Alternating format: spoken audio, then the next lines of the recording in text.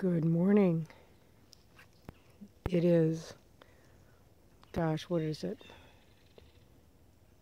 October 16th, and it's a beautiful morning. All clear blue sky, a little frost, and I am going to replenish the top feeders on my hives. Instead of using the entrance feeders, which I learned at the Iowa Honey Producers Association meeting last year may help stimulate robbing. See, there's an empty entrance feeder right there that I could invert a 1-gallon mason jar that has a perforated lid on top of it. Instead, what I've been doing for the last couple of years, since I went to that meeting, is we made some just plywood tops that have holes drilled that accept the mason jar with the perforated holes.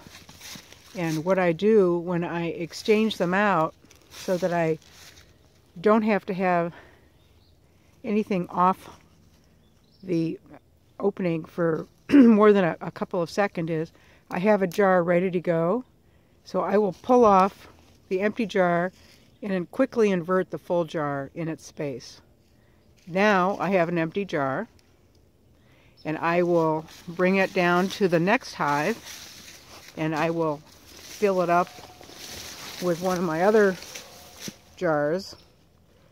Fill it up, invert it, and take out that empty jar, and then I'll take that empty jar and I'll fill it up, invert it, and replace that empty jar, which will then be filled and placed in the place of this empty jar. So I will be left with an empty jar with a perforated lid and several empty supply jars, which are wide mouth jars.